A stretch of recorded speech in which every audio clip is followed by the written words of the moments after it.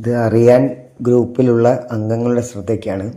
ഇത് മാളിക്കടവിൽ നിന്ന് വേങ്ങേരിക്കുള്ള സർവീസ് റോഡാണ്. അപ്പോൾ ഈ സർവീസ് റോഡ് വഴി നമ്മൾ ബൈപ്പാസിലേക്ക് എൻട്രി ചെയ്യേണ്ടത് തടമ്പാത്താഴം അണ്ടർപാസ് കഴിഞ്ഞിട്ടുള്ള ആ എൻട്രിയാണ് ഉപയോഗിക്കേണ്ടത്. അതിന് മുന്നേ നമ്മൾ ഈ റോഡിൽ മുളിയിൽ ആ ജംഗ്ഷന് സമീപം ഒരു ബൈപ്പാസിൽ നിന്ന് സർവീസിലേക്കൊരു എക്സിറ്റ് ഉണ്ട്.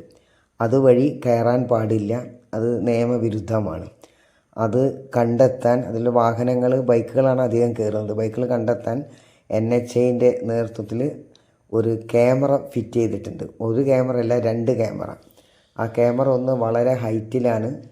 അത് കാസർഗോഡ് മുതൽ തിരുവനന്തപുരം വരെയുള്ള എല്ലാ റോഡിലും ഉണ്ട്. ഇത് 360 ഡിഗ്രി ഹൈ ഡെഫിനിഷൻ ക്യാമറയാണ്. 200 മീറ്റർ ദൂരെ നിന്നത് ക്യാച്ച് ചെയ്യും.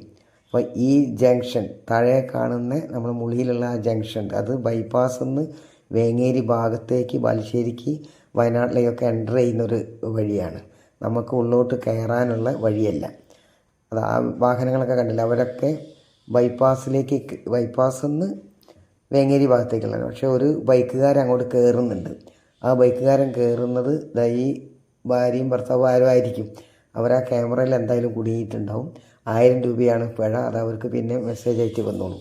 അപ്പോൾ നമ്മളത് ശ്രദ്ധിക്കണം. നമ്മൾക്ക് ബൈപ്പാസിൽ കയറണമെങ്കിൽ നമ്മൾ തടമ്പാട്ടുതാഴം അണ്ടർപാസ് കഴിഞ്ഞിട്ടുള്ള എൻട്രി കൂടെ വേണം ബൈപ്പാസിലേക്ക് കയറാൻ. ഇതിലൂടെ ഒരിക്കലും കയറരുത്. മാത്രമല്ല, ഈ മേഖലയിൽ 80 മുതൽ 100 കിലോമീറ്റർ സ്പീഡിലാണ് വാഹനങ്ങൾക്ക് പെർമിറ്റ് കൊടുത്തത്.